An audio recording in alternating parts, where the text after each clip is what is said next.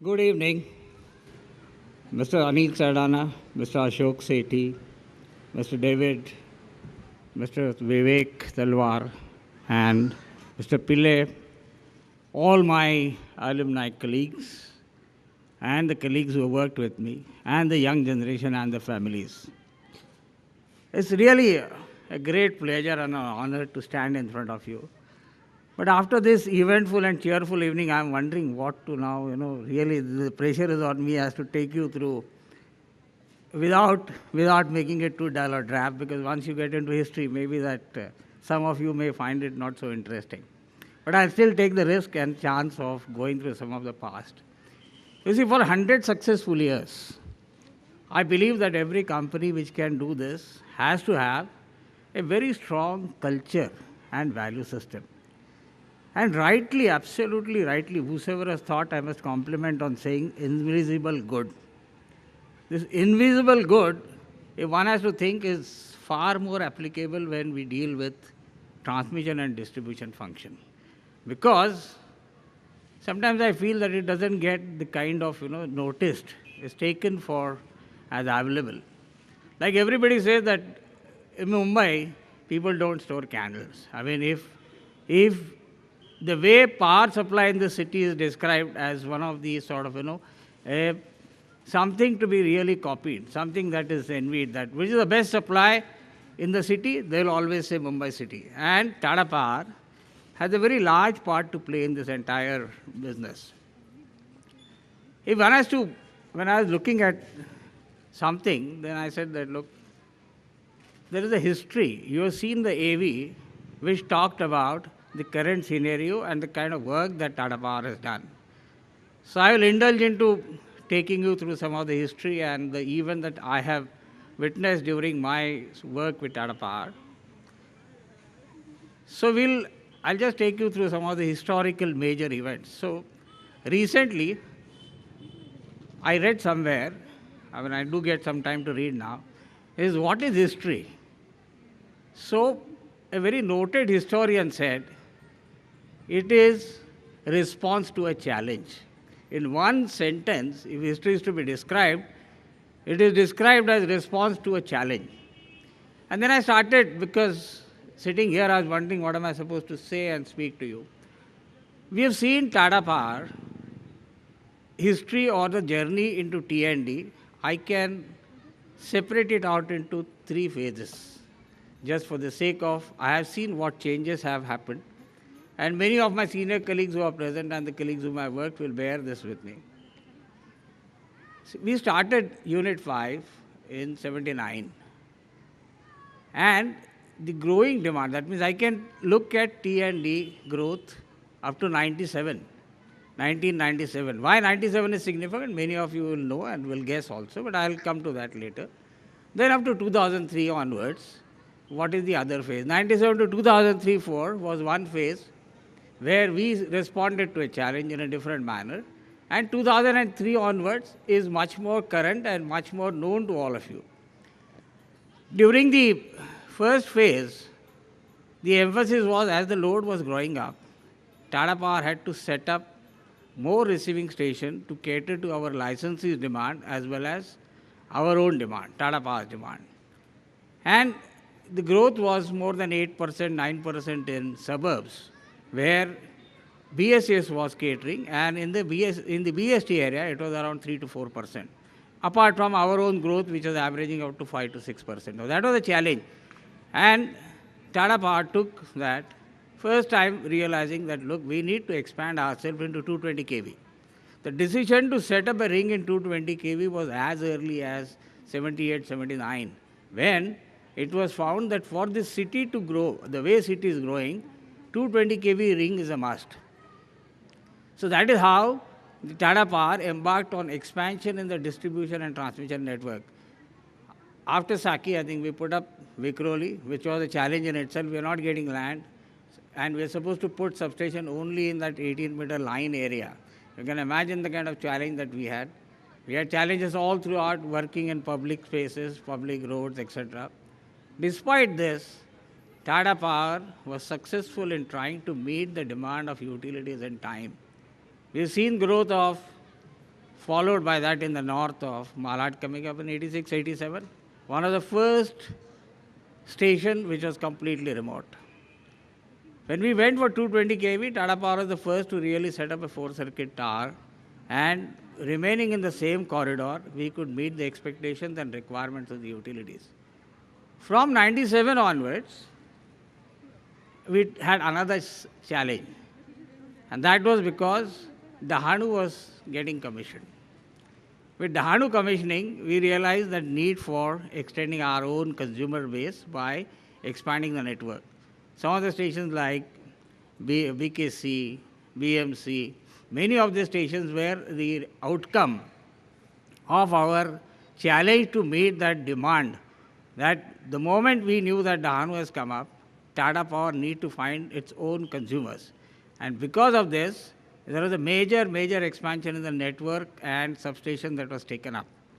That is how the 2003, up to 2003, till the regulators came, I think that was the period when maximum growth in our distribution network has taken place.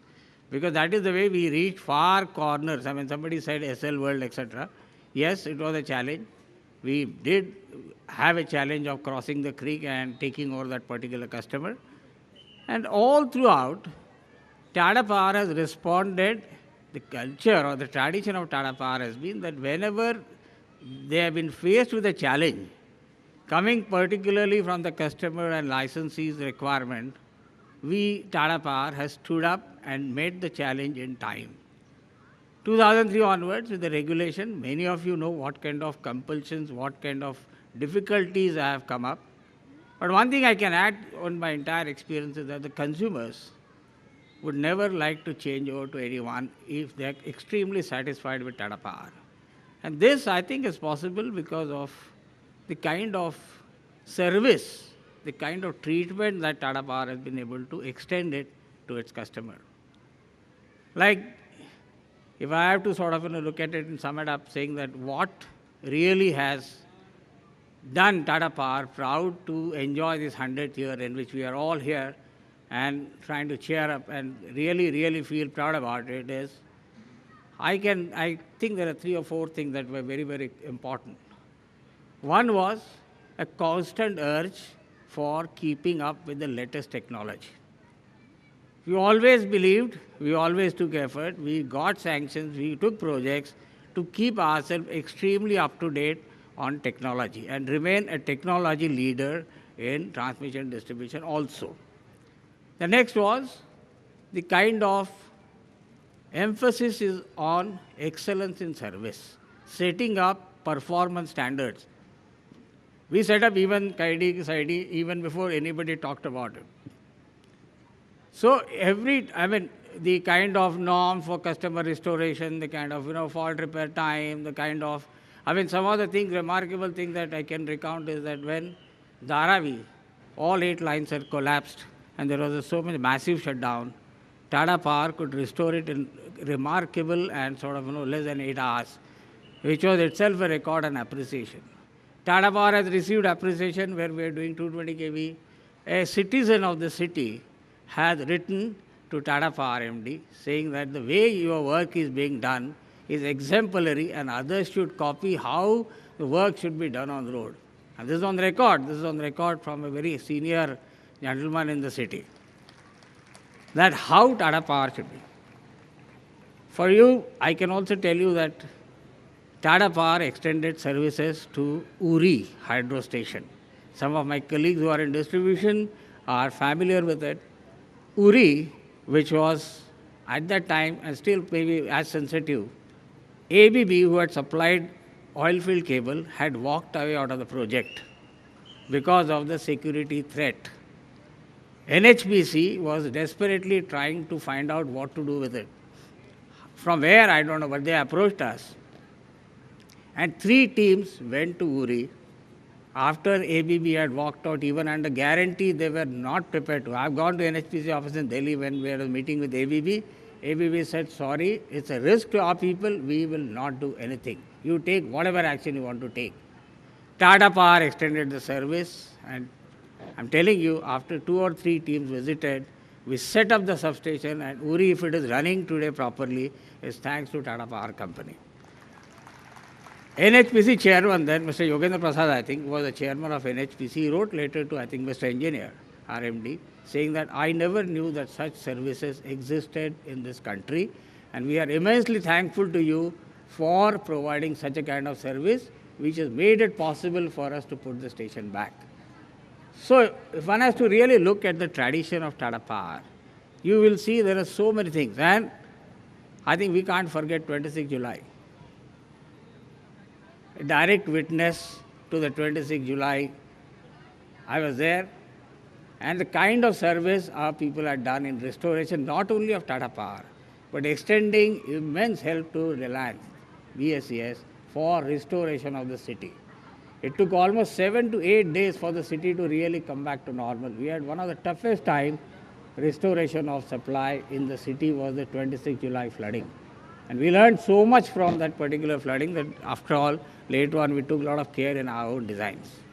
So I can recount, but these are some of the things that I can recount, and I think it owes to this fact that we had a tremendous focus on technology, focus on excellence, and committed staff of Tata Power.